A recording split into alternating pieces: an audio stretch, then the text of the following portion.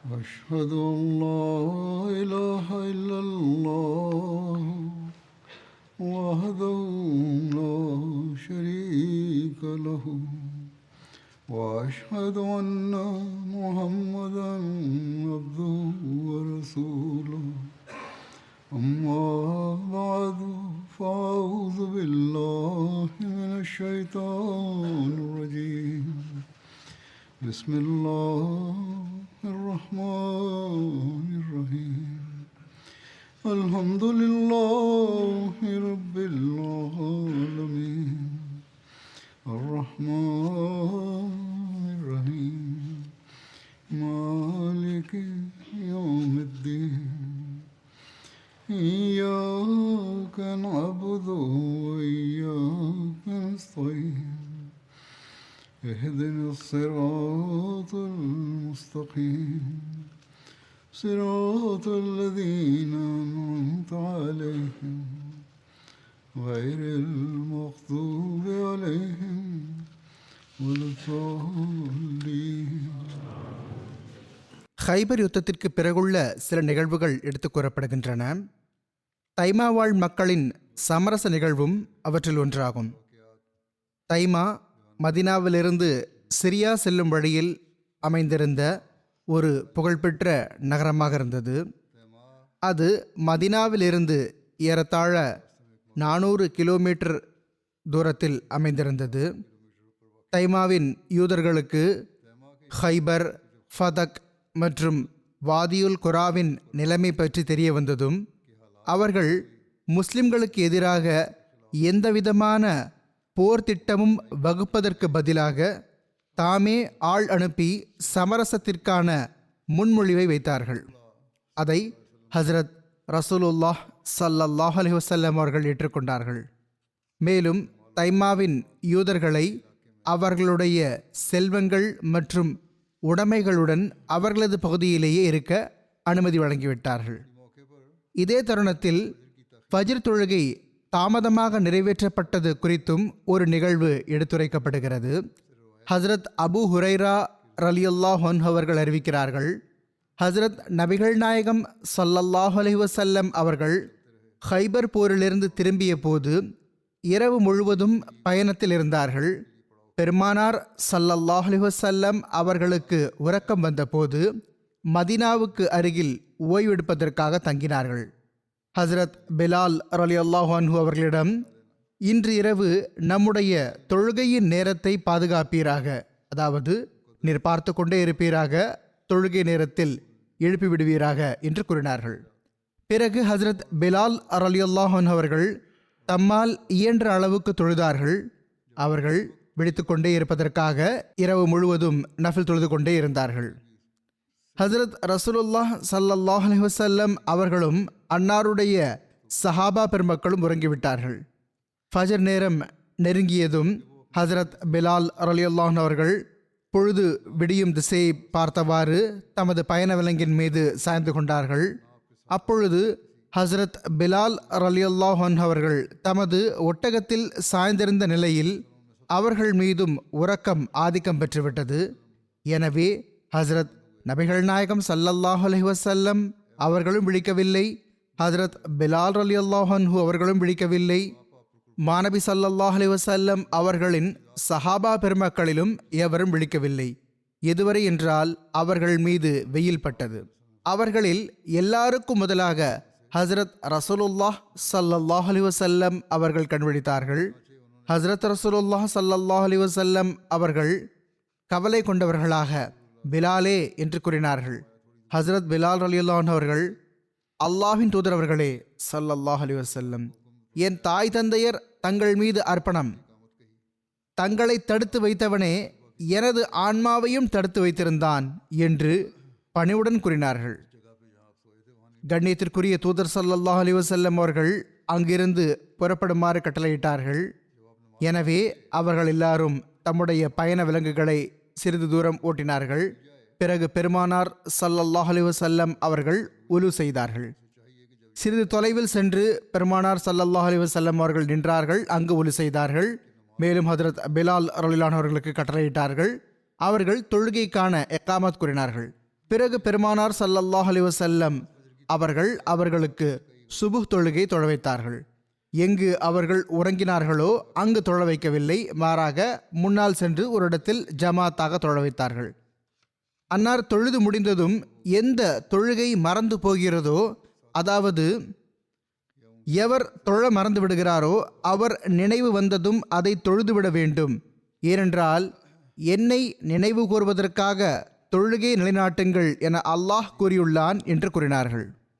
ஃபஜ்ர் தொழுகை தாமதமான நிகழ்வு பல போர்களை பற்றிய குறிப்பில் கூறப்பட்டுள்ளது என்பதும் இங்கு தெளிவாகட்டும். சிலர் இதை தபூக் போரின் நிகழ்வாக கூறுகிறார்கள், சிலர் ஹுதைபியாவின் தருணத்தில் எடுத்துரைத்துள்ளார்கள். அறிவிப்பாளருக்கு தவறு ஏற்பட்டிருக்கலாம், அதனால் வேறு ஒரு போரின் நிகழ்வை இத்துடன் எடுத்துரைத்து விட்டிருக்கலாம், அல்லது ஒன்றுக்கு மேற்பட்ட முறை இந்த நிகழ்வு நடந்திருக்க சாத்தியம் உள்ளது. எவ்வாறாயினும் அல்லாஹ்வே நன்கறிவான். மதினாவிலிருந்து திரும்பி வந்து கொண்டிருக்கும் போது சஹாபா பெருமக்கள் உரத்த குரலில் தக்பீர் கூறிக்கொண்டிருந்தார்கள். இது தொடர்பாக ஹசரத் அபு மூசா அஷ்அரி ரலியல்லாஹு அன்ஹு அவர்கள் இவ்வாறு எடுத்துரைத்துள்ளார்கள். மதினாவிலிருந்து திரும்பி வந்து கொண்டிருக்கும் போது மக்கள் ஒரு பள்ளத்தாக்கின் மீது ஏறினார்கள். அவர்கள் தம்முடைய குரல்களை உயர்த்தி அல்லாஹு அக்பர், அல்லாஹு அக்பர், லா இலாஹ இல்லல்லாஹ் என்று தக்பீர் கூறினார்கள். இதை கூறியதும் பெருமானார் ஸல்லல்லாஹு அலைஹி வஸல்லம் அவர்கள் அவர்களிடம், குரலை தாழ்த்தி வையுங்கள், நீங்கள் யாரோ செவிடரையோ முன்னால் இல்லாதவரையோ அழைக்கவில்லை, அல்லாஹ் கேட்பவனுமாவான், முன்னாலும் இருக்கிறான். எனவே இடைப்பட்ட குரலை வைத்திருங்கள். நீங்களோ அதிகம் கேட்கக்கூடியவனும் மிகவும் அருகில் இருப்பவனுமாகிய அவனை அழைக்கிறீர்கள், அவன் உங்களுடன் இருக்கிறான் என்று கூறினார்கள். அறிவிப்பாளர் கூறுகிறார்கள், நான் ஹஜ்ரத் ரசூலுல்லாஹ் ஸல்லல்லாஹு அலைஹி வஸல்லம் அவர்களின் பயண விலங்குக்கு பின்னால் இருந்தேன். பெருமானார் ஸல்லல்லாஹு அலைஹி வஸல்லம் அவர்கள் நான் கூறுவதை கேட்டுவிட்டார்கள். அப்பொழுது நான் லா ஹவுல வலா குவ்வத இல்லா பில்லாஹ் என்று கூறிக்கொண்டிருந்தேன். மாநபி ஸல்லல்லாஹு அலைஹி வஸல்லம் அவர்கள் அவ்வாறு கூறிய போது நான் லா ஹவுல வலா குவ்வத இல்லா பில்லாஹ் என்று ஓதினேன். ஹஜ்ரத் ரசூலுல்லாஹ் ஸல்லல்லாஹு அலைஹி வஸல்லம் அவர்கள் எனது குரலை கேட்டுவிட்டார்கள். அதனால் அன்னார் என்னிடம் அப்துல்லாஹ் பின் ஐஸே என்று கூறினார்கள். நான் இதோ நான் இருக்கிறேன் என்று கூறினேன். அபு மூசா அஷ்அரி ரலியல்லாஹு அன்ஹு அவர்களின் பெயர் அப்துல்லாஹ் பின் ஐஸ் ஆகும். அப்பொழுது நான், அல்லாஹ்வின் தூதர் அவர்களே ஸல்லல்லாஹு அலைஹி வஸல்லம், இதோ நான் இருக்கிறேன் என்று கூறினேன். பெருமானார் ஸல்லல்லாஹு அலைஹி வஸல்லம் அவர்கள், நான் உமக்கு சொர்க்கத்தின் கருவூலங்களில் ஒரு கருவூலமான ஒரு சொற்றொடரை பற்றி தெரியப்படுத்த வேண்டாமா என கேட்டார்கள். அதற்கு நான், அல்லாஹ்வின் தூதர் அவர்களே ஸல்லல்லாஹு அலைஹி வஸல்லம், ஏன் வேண்டாம், என் தாய் தந்தை தங்கள் மீது அர்ப்பணம், நிச்சயமாக கூறுங்கள் என்று பணிவுடன் கூறினேன். மாநபி ஸல்லல்லாஹு அலைஹி வஸல்லம் அவர்கள் லா ஹவுல வலா குவ்வத இல்லா பில்லாஹ் என்று கூறினார்கள். மேலும் கூறினார்கள், இதுதான் அந்த சொற்றொடராகும். மனிதனிடம் தீமையிலிருந்து தப்பித்துக் கொள்வதற்கான வலிமையும் இல்லை, எந்த மனிதரிடமும் நன்மை செய்வதற்கான ஆற்றலும் இல்லை. ஆனால் இது அல்லாஹ் வழங்கும் நல்வாய்ப்பு மூலம் நிகழ்கிறது. ஆக இதன் பக்கம் அன்னார் கவனமூட்டினார்கள். மாநபி ஸல்லல்லாஹு அலைஹி வஸல்லம் அவர்கள், நீங்கள் இந்த சொற்றொடரை கூறிக்கொண்டிருந்தீர்கள், இதுவோ மிகவும் உயர்ந்த சொற்றொடராகும், மேலும் இது அல்லாஹுக்கு அருகில் கொண்டு செல்கிறது என்று கூறினார்கள்.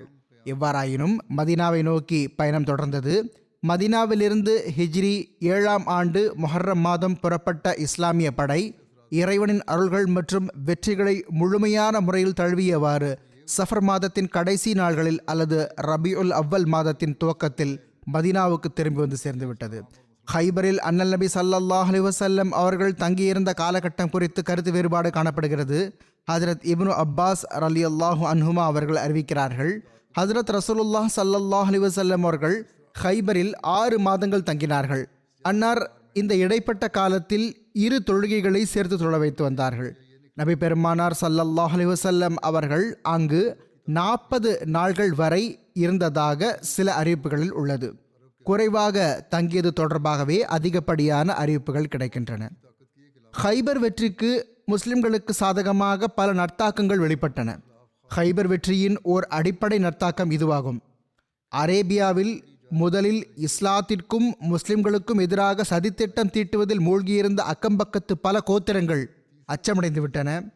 சிலவோ சமரசத்திற்கான கையை நீட்டின.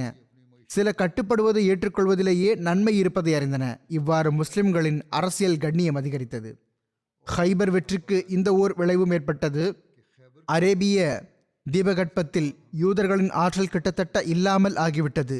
மதீனாவின் யூதர்களும் ஹைபரின் யூதர்களும் அரேபியாவின் பகுதியில் ஒரு பெரும் அளவு பொருளாதார மற்றும் இராணுவ ஆற்றலின் ஓர் அடையாளமாக கருதப்பட்டு வந்தார்கள்.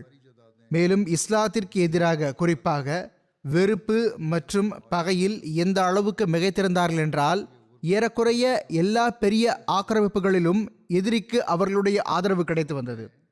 மூன்றாவது அடிப்படை தாக்கம் மதீனாவின் முஸ்லிம்களின் சொந்த வாழ்வாதாரத்தில் மிகவும் நேர்மறையான முறையில் தாக்கம் ஏற்பட்டது.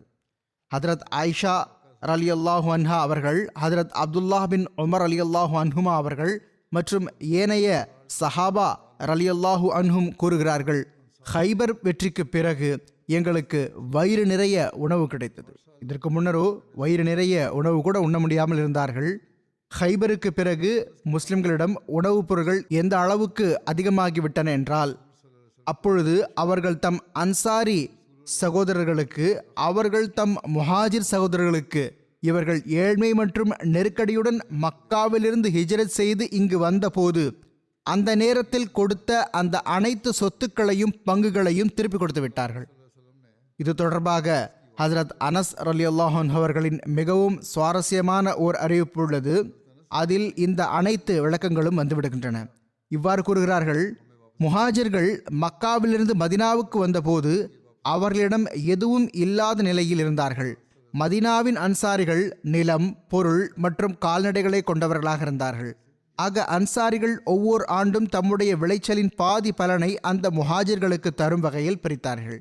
ஹஜ்ரத் அனஸ் ரலியல்லாஹு அன்ஹு அவர்களின் தாயார் கனி தரும் தமது பேரித்தம்பழ மரத்தை ஹுசூர் ஸல்லல்லாஹு அலைஹி வஸல்லம் அவர்களின் மேலான அவையில் சமர்ப்பித்த போது ஹஜ்ரத் ரசூலுல்லாஹ் ஸல்லல்லாஹு அலைஹி வஸல்லம் அவர்கள் அந்த மரத்தை உம்மு ஐமன் ரலியல்லாஹு அன்ஹா அவர்களுக்கு வழங்கிவிட்டார்கள். தாம் வைத்துக் கொள்ளவில்லை, உம்மு ஐமன் ரலியல்லாஹு அன்ஹா அவர்களுக்கு வழங்கிவிட்டார்கள்.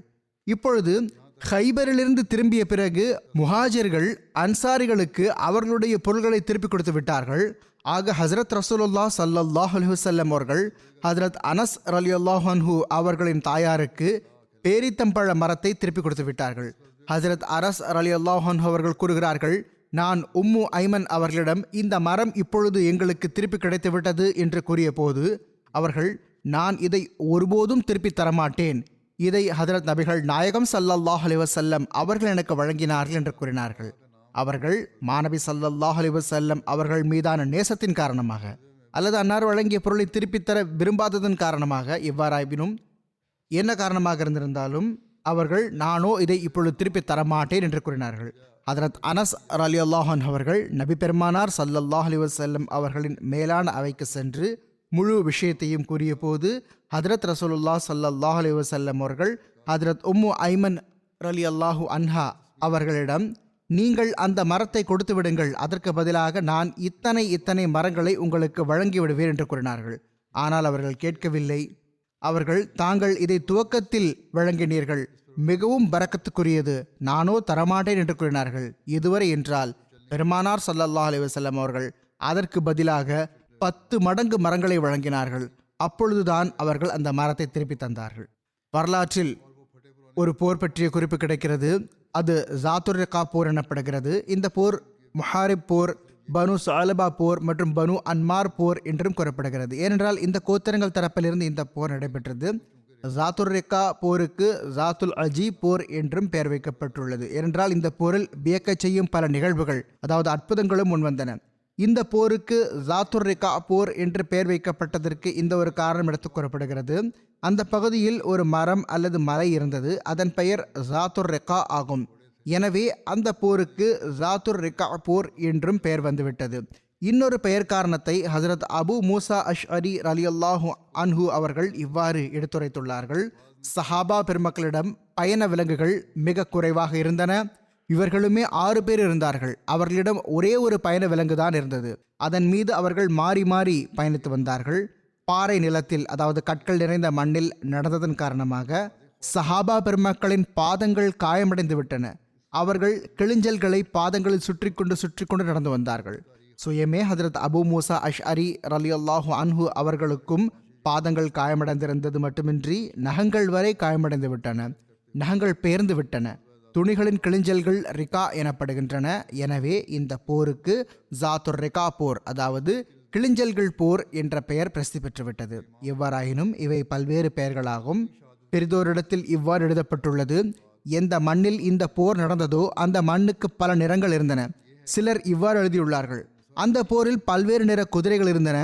சிலர் இவ்வாறு எழுதியுள்ளார்கள்: அந்த போரில் கொடிகளில் கிழிஞ்சல்கள் உருவாக்கப்பட்டன, அல்லது பல்வேறு கிழிஞ்சல்களை சேர்த்து கொடிகள் உருவாக்கப்பட்டன. அது ஜாத்துர் ரிகா என கூறப்பட்டது. சிலர் கூறினார்கள்: இந்த பல்வேறு விஷயங்கள் ஒரு சேர இருந்ததன் காரணமாக இது ஜாத்துர் ரிகா என்று கூறப்பட்டது. இந்த போருக்கு அச்சத்தொழுகை போர் என்ற ஒரு பெயரும் உள்ளது. என்றால் இந்த போரில் அச்சத்தொழுகை நிறைவேற்றப்பட்டது.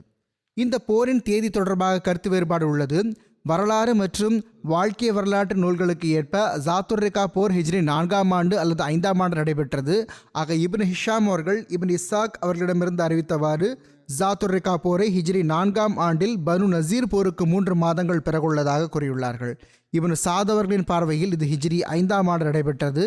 ஆனால் இமாம் புகாரி ரஹிமஹுல்லா அவர்கள் ஒரு வலுவான சாட்சியத்தின் மூலமாக இந்த போரை ஹைபர் வெற்றிக்கு பிறகு ஹிஜ்ரி 7ஆம் ஆண்டின் போராக எடுத்துரைத்துள்ளார்கள். அந்த சாட்சியம் என்னவென்றால், ஹஜரத் அபு மூசா அஷ்அரி ரலியல்லாஹு அன்ஹு அவர்கள் இந்த போரில் கலந்து கொண்டிருந்தார்கள். ஹஜரத் அபு மூசா அஷ்அரி ரலியல்லாஹு அன்ஹு அவர்கள் ஹைபர் போருக்கு பிறகு முஸ்லிமானார்கள். எனவே ஹிஜ்ரி 7ஆம் ஆண்டு என்ற தேதி ஹஜரத் அபு மூசா அஷ்அரி ரலியல்லாஹு அன்ஹு அவர்கள் அங்கு ஹைபரில் வந்து கலந்து கொண்டார்கள். எனவே இந்த போருக்கு ஹிஜ்ரி 7ஆம் ஆண்டு என்ற தேதி அதிகம் நம்பத்தகுந்ததாகும். ஹஜரத் சாஹிப்ஜாதா மிர்சா பஷீர் அஹமத் சாஹிப் அவர்கள் சிரத் காத்தமுன் நபியினின் இறுதியில் தமது நூலின் எஞ்சிய பகுதிகளுக்காக எழுதிய தலைப்புகளில் ஜாத்துர் ரிகா போரை ஹைபர் போருக்கு பிறகு ஹிஜ்ரி 7ஆம் ஆண்டின் போராக கூறியுள்ளார்கள். இந்த போருக்கான ஒரு காரணம் என்னவாக இருந்ததென்றால், நஜ்த் பகுதியில் சிலர் அவ்வப்போது திருட்டு, கொள்ளையடித்தல் ஆகிய அத்துமீறல்கள் செய்து பயணிகளுக்கு தொல்லை கொடுத்து வந்தார்கள். இந்த மக்கள் ஏதாவது ஒரு இடத்தில் இருக்க மாட்டார்கள். எனவே இவர்கள் மீது ஆதிக்கம் கொள்வது மிகவும் சிரமமான பணியாக இருந்தது. ஹஜ்ரத் நபிகள் நாயகம் ஸல்லல்லாஹு அலைஹி வஸல்லம் அவர்கள் இவர்களுக்கு எதிராக பயனளிக்கும் நடவடிக்கை மேற்கொள்ள தீர்மானித்தார்கள். இந்த போருக்கு இரண்டாவது காரணமாக கூறப்படுவதாவது, ஒரு மனிதன் வியாபார பொருட்களை எடுத்துக்கொண்டு மதீனாவுக்கு வந்தான். மதீனத்து மக்கள் அவனிடம் பொருள்களை வாங்கிய போது அவன் அந்த முஸ்லிம்களிடம், பனு அன்மார் மற்றும் பனு சாலபா உங்களுக்காக ஒரு படையை ஆயத்தம் செய்து விட்டார்கள், ஆனால் நீங்கள் அவர்களை விட்டு கவனமற்றவர்களாக இருக்கிறீர்கள் என்று கூறினான். பெருமானார் ஸல்லல்லாஹு அலைஹி வஸல்லம் அவர்களுக்கு இந்த செய்தி கிடைத்ததும் அன்னார் மதீனாவில் பொறுப்பாளரை நியமித்தார்கள். மேலும் பயணத்துக்கான ஆயத்தம் மேற்கொண்டார்கள். இப்னு இஸ்ஹாக் கூறுகிறார்கள், ஹஜரத் அபு ஜர் கஃபாரி ரலியல்லாஹு அன்ஹு அவர்களை பிரதிநிதியாக நியமித்தார்கள். இப்னு சாத் மற்றும் இப்னு இஸ்ஹாக் ஆகியோர் கூறுகிறார்கள், ஹஜரத் உஸ்மான் பின் அஃபான் ரலியல்லாஹு அன்ஹு அவர்களை பிரதிநிதியாக நியமித்தார்கள். எவ்வாறாயினும் மாநபி ஸல்லல்லாஹு அலைஹி வஸல்லம் அவர்கள் இந்த பயணத்துக்கு புறப்பட்டார்கள். போரின் நிலைமைகள் மற்றும் நிகழ்வுகள் பற்றி மேற்கொண்டு இவ்வாறு குறிப்பு கிடைக்கிறது. ஹஜரத் ரசூலுல்லாஹ் ஸல்லல்லாஹு அலைஹி வஸல்லம் அவர்கள் மதீனாவில் இருந்து 400 பேருடன் அல்லது சில அறிவிப்புகள் படி 700 அல்லது 800 பேருடன் புறப்பட்டார்கள். ஷுக்ரா எனும் பள்ளத்தாக்கை அடைந்தார்கள். ஷுக்ரா பள்ளத்தாக்கு மதீனாவிலிருந்து 2 நாள் பயண தொலைவில் உள்ளது. அதில் ஒரு நாள் தங்கினார்கள். இங்கும் அங்கும் படைக்குழுக்களை அனுப்பினார்கள். இரவுக்குள் எல்லா படைக்குழுக்களும் திரும்பி வந்தன. அவர்கள் தாம் யாரையும் பார்க்கவில்லை என்றும் காலடி தடங்களையும் அழித்து விட்டதாகவும் தகவல் கொடுத்தார்கள். இதற்கு பிறகு ஹஜரத் ரசூலுல்லாஹ் ஸல்லல்லாஹு அலைஹி வஸல்லம் அவர்களுடன் புறப்பட்டார்கள். எதுவரை என்றால், நஹல் பகுதி மதீனாவிலிருந்து ஏறத்தாழ 62 மைல் தொலைவில் உள்ளது. இந்த கோத்திரங்களின் தங்குமிடங்கள் வரை சென்றடைந்ததும் அங்கு பெண்களை தவிர யாரையும் காணப்பெறவில்லை. பெண்கள் சிறைப்பிடிக்கப்பட்டார்கள். வரலாற்றாசிரியர்கள் சிலர் பெண்கள் சிறைப்பிடிக்கப்பட்டதை பற்றி கூறவில்லை. யாரும் சிறைப்பிடிக்கப்படவில்லை என்று அவர்கள் கூறினார்கள். அங்கிருந்த காட்டரபிகள் மலை குன்றுகளுக்கு ஓடிச் சென்று விட்டார்கள். அவர்கள் மலை குன்றுகளில் இருந்து முழு காட்சியையும் பார்த்து கொண்டிருந்தார்கள். ஆண்கள் ஓடி சென்று விட்டார்கள். பெண்கள் அங்கேயே இறந்து விட்டார்கள். சிலரது பார்வையில் சிறைப்பிடிக்கப்பட்டார்கள். பெண்கள் சிறைப்பிடிக்கப்படவில்லை என்பதே மிகவும் பொதுவான சிந்தனையாகும். ஹஜ்ரத் ஜாபிர் ரலியல்லாஹு அவர்கள் அறிவிக்கிறார்கள், ஹஜ்ரத் நபிகள் நாயகம் ஸல்லல்லாஹு அலைஹி வஸல்லம் அவர்கள் நஹல் பகுதியிலிருந்து ஜாத்துர் ரிகாவுக்கு சென்றார்கள். அங்கு கத்பான் கோத்திரத்தை நேருக்கு நேர் சந்தித்தார்கள். ஆனால் எந்த சண்டையும் நடக்கவில்லை. எனினும் எதிரெதிரே இருந்தவாறு ஒருவர் மற்றவரை தாக்கிவிடுவதற்கான அச்சம் இருந்தது. எதிரி எந்த கணமும் திடீரென்று தாக்குதல் தொடுத்து விடலாம் என்ற ஆபத்து இருந்தது. எதிரி தரப்பிலிருந்து தாக்குதல் தொடுக்கப்படலாம் என்ற ஆபத்து இருந்ததால் அந்த நேரத்தில் தொழுகைக்கான நேரம் வந்ததும் ஹதரத் ரசூலுல்லாஹ் ஸல்லல்லாஹு அலைஹி வஸல்லம் அவர்கள் அச்ச நேர தொழுகை தொழ வைத்தார்கள். அதாவது எப்படிப்பட்ட தொழுகை என்றால், அதில் சிலர், அதாவது பாதி பேர் முதல் ஒரு ரக்காத்தில் பாதி தொழுகை வரை கலந்து கொண்டார்கள். பிறகு பின்னால் விலகிவிட்டார்கள். பிறகு இன்னொரு குழு வந்தது, அது கலந்து கொண்டது. அவர்கள் பெருமானார் ஸல்லல்லாஹு அலைஹி வஸல்லம் அவர்களுடன் தொழுதார்கள். இப்படிப்பட்ட நிலை இருக்கும்போது அச்சத்தின் நிலையில் எதிரி தாக்குதல் தொடுக்காத வண்ணம் எப்படி தொழ வேண்டும் என்று இதை பற்றி திருக்குர்ஆனிலும் சூரா அன்-நிசாவில் கிடைக்கிறது. ஹதரத் ரசூலுல்லாஹ் ஸல்லல்லாஹு அலைஹி வஸல்லம் அவர்கள் லுஹர் தொழுகையை தொழ வைத்ததாக பைஹக்கி அவர்கள் ஹதரத் ஜாபிர் ரலியல்லாஹு அன்ஹு அவர்களிடமிருந்து அறிவித்துள்ளார்கள். இணை வைப்பாளர்கள் முஸ்லிம்கள் மீது தாக்குதல் தொடுக்க நினைத்தார்கள். நீங்கள் அவர்களை விட்டுவிடுங்கள், இதற்கு பிறகு ஒரு தொழுகை இருக்கிறது, அது அவர்களுக்கு தம் மகன்களை விடவும் அதிகம் பிடித்தமானது என கூறினார்கள். ஹஜ்ரத் ஜிப்ரீல் அலைஹிஸ்ஸலாம் அவர்கள் ஹஜ்ரத் ரசூலுல்லாஹ் ஸல்லல்லாஹு அலைஹி வஸல்லம் அவர்களிடம் வந்தார்கள். எதிரியின் சதித்திட்டத்தை பற்றி தெரிவித்தார்கள். ஒரு தொழுகையில் அவர்கள் விட்டுவிட்டார்கள், அடுத்த தொழுகையில் தாக்குதல் தொடுப்போம் என்று அவர்கள் கூறினார்கள். எவ்வாறாயினும் எதிரியின் சதித்திட்டத்தை பற்றிய செய்தியை ஹஜ்ரத் ஜிப்ரீல் அலைஹிஸ்ஸலாம் அவர்கள் பெருமானார் ஸல்லல்லாஹு அலைஹி வஸல்லம் அவர்களுக்கு வழங்கினார்கள். அன்னார் அஸ்ர் வேளையில் ஸலாத்துல் ஹௌஃப், அதாவது அச்சத் தொழுகை தொழ வைத்தார்கள் என்பது சுபுலுல் ஹுதா நூலில் அவர்களின் அறிவிப்பாகும். இப்னு சாத் அவர்கள் கூறினார்கள், இது பெருமானார் ஸல்லல்லாஹு அலைஹி வஸல்லம் அவர்கள் தொழ வைத்த முதல் அச்சத் தொழுகையாகும். புகாரிக்கு விளக்க உரை எழுதுபவரான அல்லாமா பத்ருத்தீன் ஐனி எழுதுகிறார்கள், அச்சத் தொழுகை பற்றி முதல் முறை எந்த ஆண்டு இது தொடர்பாக கட்டளை இறங்கியது என்று கருத்து வேறுபாடு உள்ளது. முதன் முறை ஜாத்துர்ரிகா போரில் இந்த தொழுகை தொழப்பட்டது என்பது அறிஞர்கள் அனைவரின் கூற்றாகும். எனினும் எந்த ஆண்டு இந்த கட்டளை இறங்கியது என்பது குறித்து அறிஞர்களிடம் கருத்து வேறுபாடு உள்ளது. ஒருவர் ஹிஜ்ரி 4ஆம் ஆண்டு என்றும், ஒருவர் ஹிஜ்ரி 5ஆம் ஆண்டு என்றும், ஒருவர் ஹிஜ்ரி 6ஆம் ஆண்டு என்றும், ஒருவர் ஹிஜ்ரி 7ஆம் ஆண்டு என்றும் கூறியுள்ளார்கள். ஒரு கூற்றுக்கு ஏற்ப அச்ச நேர தொழுகை பத்ருல் மவுத் போருக்கு முன்பு முதன்முறை நிறைவேற்றப்பட்டது. அது ஹிஜ்ரி 4ஆம் ஆண்டு நடைபெற்றது. இந்த தருணத்தில் ஒருவன் சஹாபா மீது தாக்குதல் தொடுத்த நிகழ்வு பற்றிய குறிப்பும் கிடைக்கிறது. ஹதரத் ரசூலுல்லாஹ் ஸல்லல்லாஹு அலைஹி வஸல்லம் அவர்கள் ஓர் இரவு ஒரு இடத்தில் தங்கினார்கள். அப்பொழுது வேகமாக காற்று வீசிக் கொண்டிருந்தது. மாநபி ஸல்லல்லாஹு அலைஹி வஸல்லம் அவர்கள் சஹாபா பெருமக்களிடம், இன்று இரவு நமக்காக காவல் காப்பவர் யார் என கேட்டார்கள். இதற்கு ஹதரத் அப்பாத் பின் பிஷர் ரலியல்லாஹு அவர்களும் ஹதரத் அம்மார் பின் யாசர் ரலியல்லாஹு அவர்களும் எழுந்து நின்றார்கள். நாங்கள் தங்களுக்காக காவல் காப்போம் என்று கூறினார்கள். இதற்கு பிறகு அவர்கள் இருவரும் பள்ளத்தாக்கின் உச்சியில் அமர்ந்து கொண்டார்கள். ஹதரத் அப்பாத் பின் பிஷர் ரலியல்லாஹு அவர்கள் ஹதரத் அம்மார் பின் யாசர் ரலியல்லாஹு அவர்களிடம், முன்னிரவில் நான் காவல் காத்து விடுவேன், நீங்கள் உறங்குங்கள், பின்னிரவில் நீங்கள் காவல் காருங்கள், நான் உறங்குகிறேன் என்று அவர்களுக்கு கூறினார்கள். இந்த வகையில் ஹதரத் அம்மார் பின் யாசர் ரலியல்லாஹு அவர்களோ உறங்கிவிட்டார்கள். ஹதரத் அப்பாத் பின் பிஷர் ரலியல்லாஹு அவர்கள் எழுந்து நின்று தொழ ஆரம்பித்தார்கள். எவ்வாறாயினும் அவர்கள் தொழுது கொண்டிருந்தார்கள்.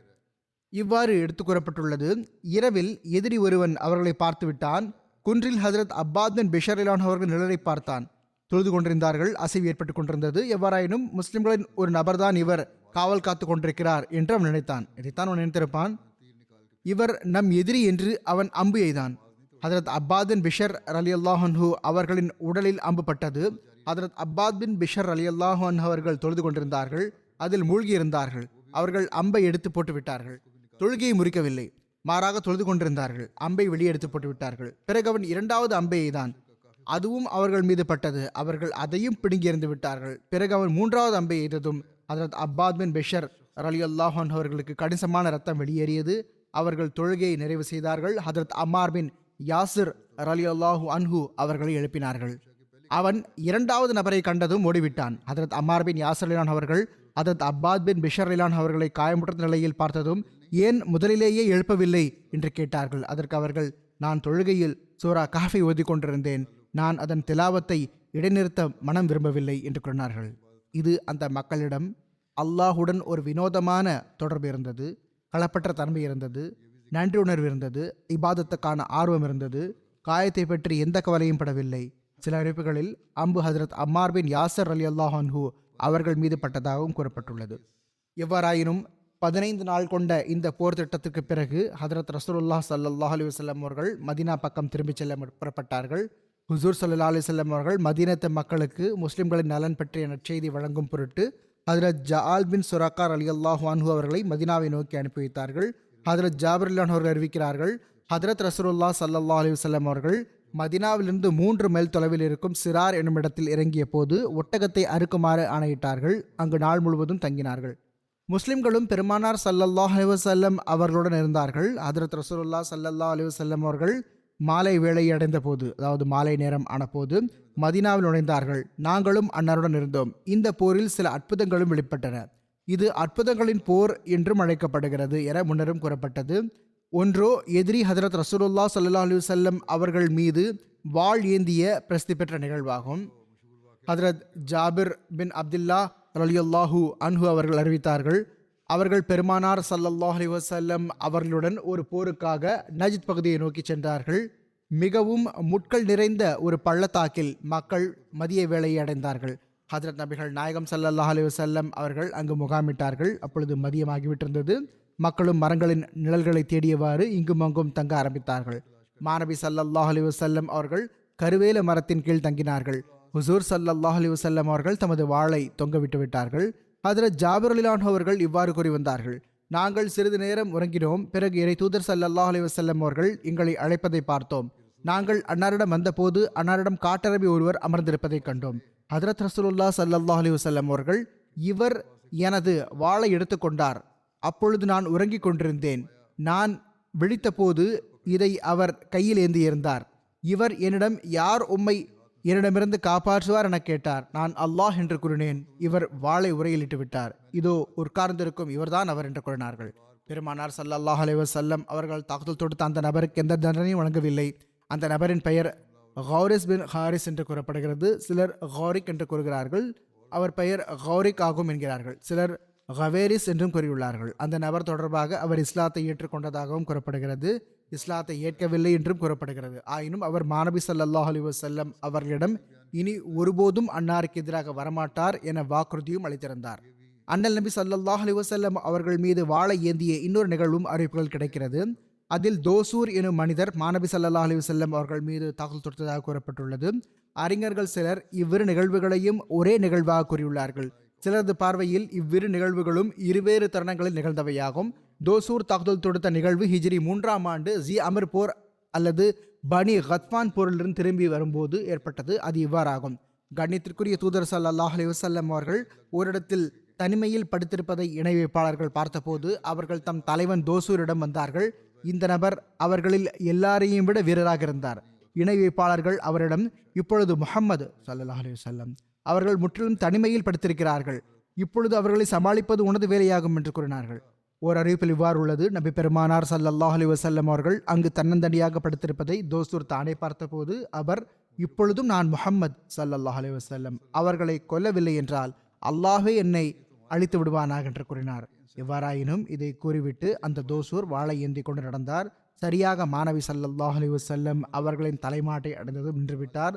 திடீரென்று அவர் ஹுசூர் ஸல்லல்லாஹு அலைஹி வஸல்லம் அவர்களை பார்த்து கூறினார், இன்று அல்லது இவ்வாறு கூறினார், இப்பொழுது இந்த நேரம் உங்களை என் கையிலிருந்து யாரால் காப்பாற்ற முடியும்? ஹஜ்ரத் நபிகள் நாயகம் ஸல்லல்லாஹு அலைஹி வஸல்லம் அவர்கள் நிதானமாக, அல்லாஹ் என்னை உன்னிடமிருந்து காப்பாற்றுவார் என கூறினார்கள். இதனால் அவர் மண்ணில் விழுந்து விட்டார். மேலும் வாள் அவரது கையிலிருந்து கீழே விழுந்து விட்டது. நபி பெருமானார் ஸல்லல்லாஹு அலைஹி வஸல்லம் அவர்கள் உடனடியாக அவரது வாளை எடுத்துக்கொண்டு அவரிடம், இப்பொழுது உன்னிடமிருந்து யார் காப்பாற்றுவார் என கேட்டார்கள். இதற்கு தோசூர் கூறினார், லா, எவரும் இல்லை. என்னையோ இப்பொழுது எவரும் காப்பாற்ற முடியாது. மேலும் அல்லாஹ்வை தவிர வணக்கத்திற்கு ஒரு வீரர் யாரும் இல்லை என்றும் முஹம்மது ஸல்லல்லாஹு அலைஹி வஸல்லம் அவர்கள் அல்லாஹ்வின் திருத்தூதர் ஆவீர்கள் என்றும் நான் சாட்சி பகர்கிறேன். அல்லாஹின் மீது ஆணையாக இனி நான் ஒருபோதும் தங்களுக்கு எதிராக மக்களை ஒன்று திரட்ட மாட்டேன்.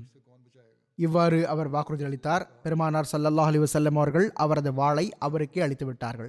பிரிதோர் அறிவிப்பில் இவ்வாறு உள்ளது, தோசூர் பெருமானார் ஸல்லல்லாஹு அலைஹி வஸல்லம் அவர்களை பார்த்து, அல்லாஹின் மீது ஆணையாக தாங்கள் பேருதவி புரியும் விஷயத்தில் என்னை விட சிறந்தவராவீர்கள் என்று பணியுடன் கூறினார். ஹஜ்ரத் ரசூலுல்லாஹ் ஸல்லல்லாஹு அலைஹி வஸல்லம் அவர்கள் பதிலளித்தவாறு, அன அஹக்கும் பிஸாலிக மின்க், அதாவது நான் பேருதவி புரிவதில் உம்மை விட அதிகம் உரிமை உடையவனாவேன் என கூறினார்கள். தோசூர் தன் சமுதாயத்தின் பக்கம் திரும்பி வந்தார். ஆனால் அவரது நிலைமையே மாறி போயிருந்தது. அவர் தனது சமுதாயத்துக்கு தப்லீக் செய்து கொண்டிருந்தார். தோசூர் என்னுடன் என்ன நிகழ்ந்தது, நான் எப்படி விழுந்தேன் என நிகழ்வு எடுத்துரைத்தார். அவர் விழுந்த நிகழ்வை இவ்வாறு எடுத்து கூறுகிறார், நான் அங்கு உயரமான மனிதர் ஒருவரை பார்த்தேன். நான் அங்கு வாளை ஏந்தி கொண்டு நின்று கொண்டிருந்த போது மிகவும் உயரமான மனிதர் அங்கு வந்ததை பார்த்தேன். அவர் என்னை தள்ளிவிட்டதும் நான் முதுகு குப்புற விழுந்து விட்டேன். அப்பொழுது இவர் மனிதர் ஒன்றும் இல்லை, இவரோ யாரோ வானவர் ஆவார் என நான் அறிந்து கொண்டேன். எனவே நான் அந்த கணமே அல்லாஹை தவிர வணக்கத்திற்குரியவர் வேறு எவரும் இல்லை என்றும் முஹம்மது ஸல்லல்லாஹு அலைஹி வஸல்லம் அவர்கள் அல்லாஹ்வின் திருத்தூதர் ஆவார்கள் என்றும் சாட்சி பகிர்ந்து விட்டேன். அவர் அல்லாஹின் மீதானையாக நான் அவர்களுக்கு எதிராக ஒருபோதும் எந்த அசைவும் மேற்கொள்ள மாட்டேன் என்று கூறினார். இதற்கு பிறகு அவர் தனது சமுதாயத்திற்கு இஸ்லாத்தின் அழைப்பு விடுக்க துவங்கினார். ஆக இவ்வாறும் ஒரு இடத்தில் நிகழ்வு எழுதப்பட்டுள்ளது. அங்கேயே ஒரு பறவையின் நிகழ்வும் நடந்தது. ஹஜ்ரத் ஜாபிர் ரலியல்லாஹு அவர்கள் அறிவிக்கிறார்கள், நாங்கள் பெருமானார் ஸல்லல்லாஹு அலைஹி வஸல்லம் அவர்களுடன் இருந்தோம். சஹாபாவில் ஒருவர் பறவை கொஞ்சம் எடுத்து வந்தார். நபி பெருமானார் ஸல்லல்லாஹு அலைஹி வஸல்லம் அவர்கள் அவர் பக்கம் பார்த்து கொண்டிருந்தார்கள். அந்த பறவையின் தாயோ அல்லது தந்தையோ அல்லது அவற்றில் ஒன்று, தாய் தந்தை இரண்டும் இருந்தன, அல்லது அவற்றில் ஒன்று அதன் கொஞ்சை பிடித்த அந்த சஹாபிக்கு முன் தன்னை விழச் செய்து விட்டது. பறவை கொஞ்சை பிடித்து வைத்திருந்தார்கள். தாய் அல்லது தந்தையில் ஒன்றான பெரிய பறவை வந்தது, அவர்களுக்கு முன்னால் விழுந்து விட்டது. ஆக அவர்கள் கூறுகிறார்கள், நான் மக்களை பார்த்தேன், அவர்கள் இதை கண்டு வியந்து கொண்டிருந்தார்கள். இது என்ன, பறவை தானாகவே வந்து அமர்ந்து விட்டது என மிகவும் வியப்படைந்து கொண்டிருந்தார்கள். அப்பொழுது மாநபி ஸல்லல்லாஹு அலைஹி வஸல்லம் அவர்கள் கூறினார்கள், நீங்கள் இந்த பறவை ஏன் தனது உயிரை முன்வைக்கிறது என்று இதை கண்டு வியப்படைகிறீர்கள்? தனது கொஞ்சுக்காக நீங்கள் அதன் கொஞ்சை பிடித்து வைத்துக் கொண்டீர்கள். அது தனது கொஞ்சை காப்பாற்றுவதற்காக தன்னையே சமர்ப்பித்து விட்டது. ஹுசூர் ஸல்லல்லாஹு அலைஹி வஸல்லம் அவர்கள் கூறினார்கள், அல்லாஹ் மீதானையாக உங்கள் இறைவன் அந்த பறவையை விட அதிகம் உங்கள் மீது கருணை புரிகிறான். இது எப்படி தனது கொஞ்சின் மீது கருணை காட்டுவதற்காக வந்ததோ அதைவிட அதிகம் அல்லாஹ் உங்கள் மீது கருணை புரிகிறான். அற்புதங்களில் ஒன்றாக பித்து பிடித்த பிள்ளையின் நிகழ்வு எடுத்துரைக்கப்பட்டுள்ளது. ஹஜ்ரத் ஜாபிர் ரலியல்லாஹு அவர்கள் அறிவிக்கிறார்கள், நாங்கள் ஹஜ்ரத் ரசூலுல்லாஹ் ஸல்லல்லாஹு அலைஹி வஸல்லம் அவர்களுடன் ஜாத்துர் ரிகா போருக்காக புறப்பட்டோம். வழியில் காட்டரபி பெண்ணொருத்தி தன் மகனுடன் வந்தாள். அவள் இவ்வாறு கூறினாள், அல்லாஹ்வின் தூதர் அவர்களே ஸல்லல்லாஹு அலைஹி வஸல்லம், இவன் என் மகனாவான், இவன் மீது ஷைத்தான் மேலோங்கி விட்டான், அதாவது அவனுக்கு பைத்தியம் பிடித்து விடுகிறது, பித்த நிலை ஏற்பட்டு விடுகிறது. மாரபி ஸல்லல்லாஹு அலைஹி வஸல்லம் அவர்கள் அவனது வாயை திறந்து அதில் அருளுக்குரிய உமிழ்நீரை வைத்தார்கள். மேலும் அல்லாஹ்வின் எதிரியே விலகிச் சென்று விடு என கூறினார்கள். ஹுசூர் ஸல்லல்லாஹு அலைஹி வஸல்லம் அவர்கள் இவ்வாறு துஆ செய்தார்கள், நான் அல்லாஹ்வின் தூதராவேன். இதே சொற்களை 3 முறை கூறினார்கள். பிறகு இந்த பிள்ளையை எடுத்துச் செல், இவனுக்கு இதற்கு பிறகு இந்த வேதனை ஒருபோதும் ஏற்படாது என்று கூறினார்கள். 3 முட்டைகளில் பரக்கத் ஏற்பட்ட நிகழ்வு ஒன்று கூறப்பட்டுள்ளது. அவை நெருப்பு கோழியின் முட்டைகளாகும். ஹஜ்ரத் ஜாபிர் ரலியல்லாஹு அவர்கள் அறிவிக்கிறார்கள், ஜாத்துர் ரிகா போரில் உர்வா பின் ஜயித் ஹாரிசி 3 முட்டைகளை கொண்டு வந்தார்கள். அவை நெருப்பு கோழி முட்டையிடும் இடத்தில் கடந்தன. நபி ஸல்லல்லாஹு அலைஹி வஸல்லம் அவர்கள், ஜாபிரே இவற்றை எடுத்துக்கொள்வீராக, இந்த முட்டைகளை சமைத்து விடுவீராக என்று கூறினார்கள். நான் அவற்றை சமைத்தேன், அவற்றை ஒரு கிண்ணத்தில் கொண்டு வந்தேன். பிறகு நான் ரொட்டியை தேடினேன், ஆனால் கிடைக்கவில்லை. ஹஸரத் ரசூலுல்லாஹ் ஸல்லல்லாஹு அலைஹி வஸல்லம் அவர்களும் சஹாபாவும் ரொட்டி இல்லாமல் அவற்றை உண்ண துவங்கினார்கள். இதுவரை என்றால் அவர்கள் வயிறு நிறைய சாப்பிட்டு விட்டார்கள். வயிறு நிறைந்து விட்டது. துவக்கத்தில் இருந்தது போன்றே முட்டைகள் அப்படியே இருந்தன. பிறகு சஹாபா பெருமக்கள் ரிஸ்வானுல்லாஹி அலைஹிம் அஜ்மஈன் பலர் அதிலிருந்து உண்டார்கள். பிறகு நாங்கள் முன்னோக்கி பயணமாகிவிட்டோம். இந்த தருணத்தில் ஓர் ஒட்டகத்தின் கதையை பற்றிய குறிப்பும் கிடைக்கிறது. அது தன் எஜமானனை பற்றி முறையிட்டது. ஹதரத் ஜாபிர் ரலியல்லாஹு அவர்கள் அறிவிக்கிறார்கள், நாங்கள் ஜாத்துர் ரிகா போரிலிருந்து திரும்பி வந்தோம். எதுவரை என்றால் நாங்கள் ஹர்ரா என்னும் இடத்தை அடைந்ததும் ஓர் ஒட்டகம் வேகமாக வந்தது. அது உரும துவங்கிவிட்டது. எனவே கண்ணியத்திற்குரிய தூதர் ஸல்லல்லாஹு அலைஹி வஸல்லம் அவர்கள், இந்த ஒட்டகம் என்ன சொன்னது என்று உங்களுக்கு தெரியுமா? இந்த ஒட்டகம் தன் எஜமானனுக்கு எதிராக என்னிடம் முறையிடுகிறது. இதன் எஜமானன் பல ஆண்டுகளாக இதனிடம் தனது வேலையை வாங்குகிறான். இப்பொழுது அவன் இதை அறுக்க நினைக்கிறான். ஜாபிரே, இதன் எஜமானிடம் செல்வீராக, அவனை என்னிடம் அழைத்து வருவீராக என்று கூறினார்கள். ஹஜ்ரத் ஜாபிர் ரலியல்லாஹு அவர்கள் கூறுகிறார்கள், நான் எஜமானன் யார் என்று எனக்கு அவனை அடையாளம் தெரியாது என்று பணிவுடன் கூறினேன். ஹுசூர் ஸல்லல்லாஹு அலைஹி வஸல்லம் அவர்கள், ஒட்டகம் அந்த எஜமானன் பக்கம் உமக்கு வழிகாட்டும், இந்த ஒட்டகத்தை விட்டுவிடுவீராக, இது எஜமானன் இருக்கும் அங்கேயே கொண்டு போய் சேர்க்கும் என்று கூறினார்கள். ஆக அந்த ஒட்டகம் அவர்களை அழைத்து சென்று விட்டது. எதுவரை என்றால் அதன் எஜமானன் வரை கொண்டு சேர்த்து விட்டது. ஹஜ்ரத் ஜாபிர் ரலியல்லாஹு அவர்கள் கூறுகிறார்கள், நான் அவனை பெருமானார் ஸல்லல்லாஹு அலைஹி வஸல்லம் அவர்களிடம் அழைத்து வந்தேன். அப்பொழுது ஹுசூர் ஸல்லல்லாஹு அலைஹி வஸல்லம் அவர்கள் அந்த ஒட்டகத்தை பற்றி பேசினார்கள். ஹுசூர் ஸல்லல்லாஹு அலைஹி வஸல்லம் அவர்கள், நீ இந்த ஒட்டகத்தினிடம் விற்றுவிடு என்று கூறினார்கள். அவன் ஒட்டகத்தை நபி பெருமானார் ஸல்லல்லாஹு அலைஹி வஸல்லம் அவர்களிடம் விற்றுவிட்டான். மாநபி ஸல்லல்லாஹு அலைஹி வஸல்லம் அவர்கள் அதை காட்டில் மேய விட்டுவிட்டார்கள். இந்த தருணத்தில் ஹஜ்ரத் ஜாபிர் ரலியல்லாஹு அவர்களின் ஒட்டகம் தொலைந்து போன நிகழ்வும் கிடைக்கிறது. ஹஜ்ரத் ஜாபிர் ரலியல்லாஹு அவர்கள் அறிவிக்கிறார்கள், இருள் நிறைந்த இரவில் எனது ஒட்டகம் தொலைந்து போய்விட்டது. ஹஜ்ரத் ரசூலுல்லாஹ் ஸல்லல்லாஹு அலைஹி வஸல்லம் அவர்களை கடந்து சென்ற போது அன்னார் என்னவாயிற்று என கேட்டார்கள். நான் அல்லாஹ்வின் தூதர் அவர்களே ஸல்லல்லாஹு அலைஹி வஸல்லம், எனது ஒட்டகம் தொலைந்து போய்விட்டது என்று பணிவுடன் கூறினேன். பெருமானார் ஸல்லல்லாஹு அலைஹி வஸல்லம் அவர்கள், உமது ஒட்டகம் இன்ன இடத்தில் இருக்கிறது, நீர் சென்று அதை பிடித்துக் கொள்வீராக என கூறினார்கள். நான் அந்த பக்கம் சென்றேன், ஆனால் எனக்கு ஒட்டகம் கிடைக்கவில்லை. நான் திரும்பி வந்தேன். நான் மீண்டும் அவ்வாறே கூறினேன். நான் மீண்டும் சென்றேன். பெருமானார் ஸல்லல்லாஹு அலைஹி வஸல்லம் அவர்களிடம் மீண்டும் அதையே கூறினார்கள். அவர்கள் கூறுகிறார்கள், நான் மறுபடியும் சென்றேன், ஆனால் எனக்கு ஒட்டகம் கிடைக்கவில்லை. நான் திரும்பி சென்றேன். இதனால் மாநபி ஸல்லல்லாஹு அலைஹி வஸல்லம் அவர்கள் பரிவு காட்டியவாறு வாரும் என்னுடன் வாரும் என கூறினார்கள். ஹுசூர் ஸல்லல்லாஹு அலைஹி வஸல்லம் அவர்கள் என்னுடன் வந்தார்கள். எதுவரை என்றால் நாங்கள் ஒட்டகத்தின் பக்கம் சென்றோம். நபி ஸல்லல்லாஹு அலைஹி வஸல்லம் அவர்கள் ஒட்டகத்தை பிடித்து இடம் கொடுத்து விட்டார்கள். ஹதரத் ஜாபிர் ரலியல்லாஹு அவர்களது சோம்பல் அடைந்த ஒட்டகம் பற்றியும் ஒரு நிகழ்வு கிடைக்கிறது. இந்த போர் தொடர்பாகவே ஹதரத் ஜாபிர் பின் அப்துல்லா ரலியல்லாஹு அவர்கள் இவ்வாறு அறிவித்தார்கள்: நான் கண்ணியத்திற்குரிய நபி ஸல்லல்லாஹு அலைஹி வஸல்லம் அவர்களுடன் இருந்தேன். எனது ஒட்டகம் சோம்பல் அடைந்து விட்டது, களைத்து விட்டது. நபி பெருமானார் ஸல்லல்லாஹு அலைஹி வஸல்லம் அவர்கள் என்னிடம் வருகை தந்து ஜாபிர் என்று கூறினார்கள். நான் ஆம் என்றேன். ஹுசூர் ஸல்லல்லாஹு அலைஹி வஸல்லம் அவர்கள் என்ன ஆனது என கேட்டார்கள். நான் எனது ஒட்டகம் சோம்பலடைந்து விட்டது, அது களைத்து போய்விட்டது, மேலும் நான் பின்தங்கி விட்டேன் என்று கூறினேன். நபி ஸல்லல்லாஹு அலைஹி வஸல்லம் அவர்கள் தமது பயண விலங்கில் இருந்து இறங்கினார்கள். பிறகு உம்மிடம் தண்ணீர் இருக்கிறதா என கேட்டார்கள். நான் ஆமாம் என்று பதிலளித்தேன். பிறகு நான் ஒரு தண்ணீர் கோலையை கொண்டு வந்தேன். மாநபி ஸல்லல்லாஹு அலைஹி வஸல்லம் அவர்கள் அதில் ஊதினார்கள். மேலும் அந்த ஒட்டகத்தின் தலை மற்றும் இடுப்பின் மீது தெளித்து விட்டார்கள். அதன் முதுகின் மீதும் தெளித்து விட்டார்கள். பிறகு எனக்கு ஓர் அசாவை கொடுங்கள், அதாவது ஒரு தடியை கொடுங்கள் என கூறினார்கள். நான் எனது தடியை கொடுத்தேன். அல்லது இவ்வாறு கூறினார்கள்: நான் மரத்திலிருந்து குச்சியை வெட்டி அன்னாருக்கு கொடுத்தேன். எவ்வாறாயினும் அன்னார் அதை வைத்து அந்த ஒட்டகத்தின் மீது சிறிது தட்டினார்கள். மேலும் தமது தடியால் அதை இழுக்க துவங்கினார்கள். பிறகு இதில் அமர்ந்து கொள்வீராக என்று கூறினார்கள். நான் அமர்ந்து கொண்டேன். அந்த ஒட்டகத்தின் மீது ஏறிக்கொண்டேன். நான் ஒட்டகத்தை பார்த்தேன். அது எவ்வளவு வேகமாகிவிட்டது என்றால் இப்பொழுது நான் அதை மாநபி ஸல்லல்லாஹு அலைஹி வஸல்லம் அவர்களை விட்டு முன்னால் செல்வதிலிருந்து தடுக்க ஆரம்பித்தேன். அவர்கள் அறிவிக்கிறார்கள்: நான் ஹுசூர் ஸல்லல்லாஹு அலைஹி வஸல்லம் அவர்களுடனேயே நடக்க துவங்கியதும் ஹுசூர் ஸல்லல்லாஹு அலைஹி வஸல்லம் அவர்கள் என்னுடன் உரையாட துவங்கினார்கள். மேலும் நீர் திருமணம் செய்து விட்டீரா என கேட்டார்கள். அதற்கு நான் ஆமாம் என்று பணிவுடன் கூறினேன். பெருமானார் ஸல்லல்லாஹு அலைஹி வஸல்லம் அவர்கள் கன்னி பெண்ணையா அல்லது விதவை பெண்ணையா என கேட்டார்கள். நான் விதவை பெண்ணை என கூறினேன். அதற்கு ஹுசூர் ஸல்லல்லாஹு அலைஹி வஸல்லம் அவர்கள், இளமையான கன்னி பெண்ணை ஏன் திருமணம் செய்து கொள்ளவில்லை? நீர் இளைஞராவீர், நீர் அவளுடன் விளையாடியிருக்கலாம், அவள் உம்முடன் விளையாடியிருப்பாளே என கேட்டார்கள். அதற்கு நான், எனக்கு சகோதரிகள் இருக்கிறார்கள் என்று பணிவுடன் கூறினேன். ஹஜ்ரத் ஜாபிர் ரலியல்லாஹு அவர்களின் தந்தையார் உஹது போரில் ஷஹீதாகி விட்டிருந்தார்கள். அவர்களுக்கு 7 மகள்கள் இருந்தார்கள். அவர்கள் ஹஜ்ரத் ஜாபிர் ரலியல்லாஹு அவர்களின் சகோதரிகள் ஆவார்கள். ஹஜ்ரத் ஜாபிர் ரலியல்லாஹு அவர்கள் கூறுகிறார்கள்: எனக்கு சகோதரிகள் இருக்கிறார்கள். எனவே அவர்களுக்கு ஆறுதலாக இருந்து அவர்களுக்கு தலைவாரி பின்னி அவர்களை வளர்க்கும் ஒரு பெண்ணை திருமணம் செய்து கொள்ளலாம் என நினைத்தேன் என்று நான் கூறினேன். பிறகு ஹுசூர் ஸல்லல்லாஹு அலைஹி வஸல்லம் அவர்கள், இப்பொழுது நீர் வீட்டை அடைய போகிறீர். சென்றடையும் போது அறிவுடைமையுடன் கவனத்துடன் செயல்படுவீராக என்று கூறினார்கள். இந்த அறிவுரையை கூறினார்கள். பிறகு பெருமானார் ஸல்லல்லாஹு அலைஹி வஸல்லம் அவர்கள், நீர் உமது இந்த ஒட்டகத்தை விற்கிறீரா என கேட்டார்கள். நான் ஆமாம் என்று கூறினேன்.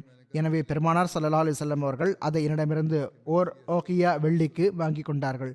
பிறகு நபி பெருமானார் ஸல்லல்லாஹு அலைஹி வஸல்லம் அவர்கள் எனக்கு முன்பாக மதினாவை அடைந்தார்கள்.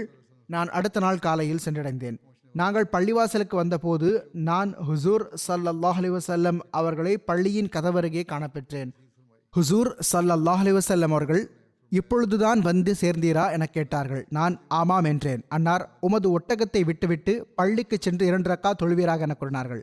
எனவே நான் உள்ளே சென்றேன், தொழுதேன். பிறகு ஹுசூர் ஸல்லல்லாஹு அலைஹி வஸல்லம் அவர்கள் ஹஜ்ரத் பிலால் ரலியல்லாஹு அன்ஹு அவர்களிடம் அவருக்கு ஓர் ஓகியா வெள்ளியை கொடுத்து விடுவீராக என கூறினார்கள். வழியில் முடிவான ஒட்டகத்திற்கான அதே விலை. ஹஜ்ரத் பிலால் ரலியல்லாஹு அவர்கள் எனக்கு நிறுத்து கொடுத்து விட்டார்கள். சற்று கூடுதலாகவும் கொடுத்தார்கள். பிறகு நான் திரும்பி சென்ற போது மாநபி ஸல்லல்லாஹு அலைஹி வஸல்லம் அவர்கள் ஜாபிரை என்னிடம் அழைத்து வாருங்கள் என கூறினார்கள். ஹஜ்ரத் ஜாபிர் அவர்கள் கூறுகிறார்கள், நான் எனது உள்ளத்தில் கண்ணியத்திற்குரிய நபி பெருமானார் ஸல்லல்லாஹு அலைஹி வஸல்லம் அவர்கள் எனது ஒட்டகத்தை திருப்பி தந்து விடுவார்கள் என்று கூறினேன். மேலும் எனக்கு அந்த திருப்பி தருதலை விட வேறு எந்த விஷயமும் பிடித்தமற்றதாக இருக்கவில்லை. பெருமானார் ஸல்லல்லாஹு அலைஹி வஸல்லம் அவர்கள், உமது ஒட்டகத்தையும் எடுத்துக்கொள்வீராக, அதற்கான தொகையையும் இடம் வைத்துக் கொள்வீராக என்று கூறினார்கள். அதாவது ஹஜ்ரத் ஜாபிர் அவர்கள் எதிர்பார்த்ததற்கு மாற்றமாக நிகழ்ந்தது. அவர்கள் ஒட்டகத்தை திருப்பி கொடுத்து விட்டு தொகையை திருப்பி கொடுக்க வேண்டி வராது என்று கருதினார்கள். ஆனால் ஹஜ்ரத் நபிகள் நாயகம் ஸல்லல்லாஹு அலைஹி வஸல்லம் அவர்கள், தொகையையும் வைத்துக் கொள்ளுங்கள், ஒட்டகத்தையும் வைத்துக் கொள்ளுங்கள் என்று கூறினார்கள். மாநபி ஸல்லல்லாஹு அலைஹி வஸல்லம் அவர்கள் ஒட்டகத்துக்கான தொகையை திரும்ப பெறவில்லை. அற்புதங்களில் சிறிதளவு தண்ணீர் மிகவும் அதிகமான நிகழ்வு பற்றிய ஒரு குறிப்பு உள்ளது. ஹஜ்ரத் ஜாபிர் ரலியல்லாஹு அவர்கள் அறிவிக்கிறார்கள், அதே போரின் போது ஒருமுறை ஹஜ்ரத் ரசூலுல்லாஹ் ஸல்லல்லாஹு அலைஹி வஸல்லம் அவர்கள், ஜாபிரே உலுவுக்காக அறிவித்து விடுவீராக என கூறினார்கள். நான், கேளுங்கள், ஒலு செய்யுங்கள், ஒலு ஒலு என்று கூறினேன். நான் மக்களுக்கு இந்த அறிவிப்பையோ செய்துவிட்டேன். அவர்கள் கூறுகிறார்கள், மாநபி ஸல்லல்லாஹு அலைஹி வஸல்லம் அவர்களிடம் நான், படைக்குழுவில் இப்பொழுதோ நம்மிடம் தண்ணீரின் ஒரு சொட்டு கூட காணப்பெறவில்லை என்று பணிவுடன் கூறினேன். நபிநாதர் ஸல்லல்லாஹு அலைஹி வஸல்லம் அவர்கள், இன்னார் மகன் இன்னார் அன்சாரியிடம் சென்று அவரது தோல் பையில் எதுவும் உள்ளதா என பார்ப்பீராக என கூறினார்கள். அவர்கள் கூறுகிறார்கள், நான் அந்த பக்கம் சென்றேன். அதில் பார்த்தபோது அவருடைய தோல் பைகளில் ஒன்றின் வாயில் ஒரு சொட்டு இருந்தது. அதாவது மிகவும் குறைவான தண்ணீர் இருந்தது. நான் அதை கவிழ்த்திருந்தால் அதன் காய்ந்த பகுதி அதை குடித்து விட்டிருக்கும். எவ்வளவு குறைவாக இருந்தது என்றால் அது அதிலிருந்து வெளியே வருவதே சிரமமாக இருந்தது. பிறகு நான் கண்ணியத்திற்குரிய தூதர் ஸல்லல்லாஹு அலைஹி வஸல்லம் அவர்களிடம் வந்தேன்.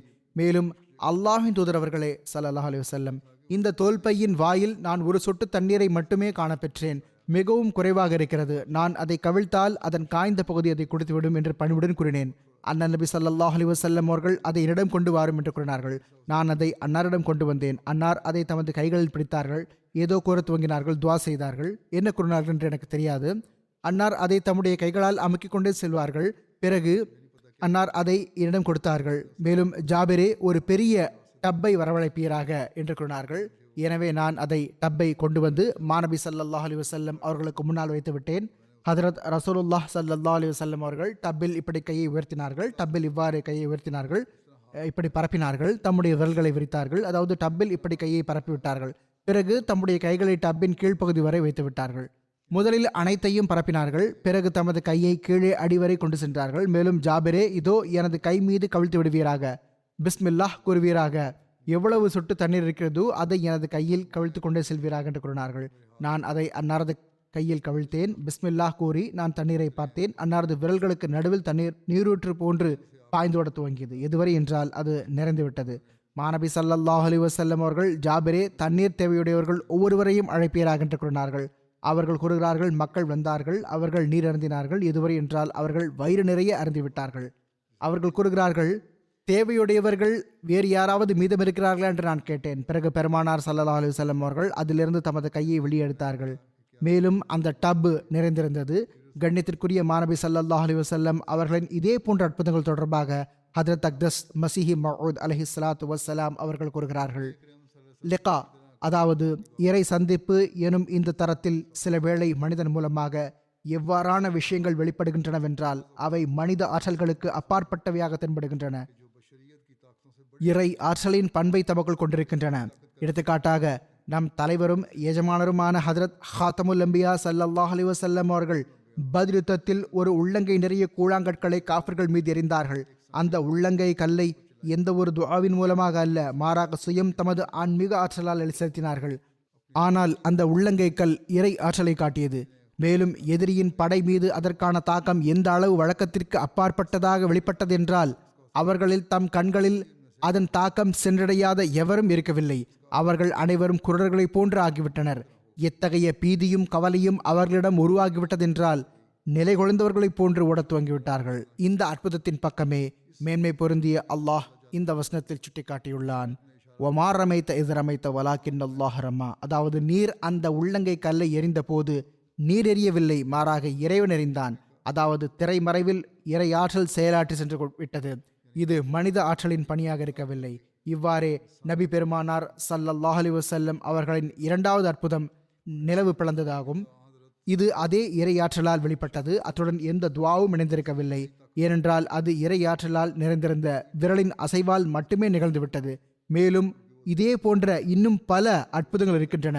அதை சுய ஆற்றலின் அடிப்படையில் மட்டும் மாநபி ஸல்லல்லாஹு அலைஹி வஸல்லம் அவர்கள் செய்து காட்டினார்கள். அவற்றுடன் எந்த துஆவும் இருக்கவில்லை. பலமுறை ஒரு குவளையில் மட்டும் இருந்த குறைவான அந்த தண்ணீரில் தம் விரல்களை நுழைத்து எந்த அளவு அதிகமாக்கிவிட்டார்கள் என்றால் முழு படையும் ஒட்டகங்களும் குதிரைகளும் அந்த தண்ணீரை அருந்தின. பிறகும் அந்த தண்ணீர் தனது கொள்ளளவில் அப்படியே இருந்தது. பலமுறை 2-3 ரொட்டிகளின் மீது கை வைத்ததன் காரணமாக பசித்திருந்த தாகித்திருந்த ஆயிரக்கணக்கானவர்களை அவற்றின் மூலம் வயிறார செய்து விட்டார்கள், வயிறு நிறைய செய்து விட்டார்கள். சில வேளை குறைவாக இருந்த பாலுக்கு தம் நாவினால் பரக்கத் வழங்கி அதை கொண்டு ஒரு கூட்டத்தின் வயிறு நிரம்ப செய்து விட்டார்கள். சில வேளைகளில் கசப்பான கிணற்றில், அதாவது உப்பு நிறைந்த கிணற்று தண்ணீரில் தமது நாவின் உமிழ்நீரை இட்டு அதை மிகவும் இனிப்பானதாக ஆக்கிவிட்டார்கள். சில வேளைகளில் கடுமையாக காயமுற்றவர்கள் மீது தமது கையை வைத்து அவர்களை நலமாக்கிவிட்டார்கள். சில வேளைகளில் போரின் ஏதோ பேரதிர்ச்சியினால் வெளியே வந்திருந்த கண் விழிகளை தமது கையின் பரக்கத்தால் மீண்டும் சரி செய்து விட்டார்கள். இவ்வாறு இன்னும் பல செயல்களை தமது சுய ஆற்றலின் மூலமாக செய்திருக்கிறார்கள். அவற்றுடன் மறைந்திருந்த இறை ஆற்றல் இணைந்திருந்தது. அல்லாஹும்ம ஸல்லி அலா முஹம்மதின் வ ஆலி முஹம்மதின் வ பாரிக் வசல்லிம் இன்னக ஹமீதும் மஜீத்.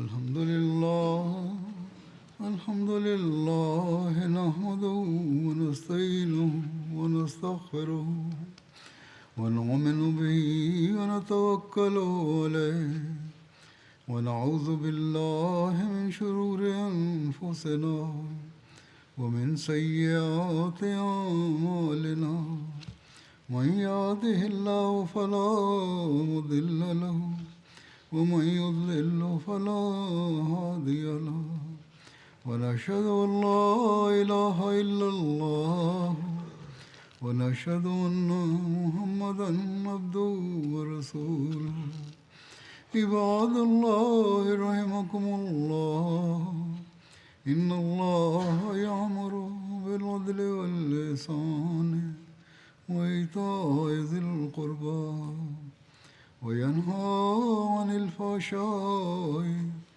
والمنكر والبغي يعظكم لعلكم تذكرون اذكروا الله يذكركم وادعوه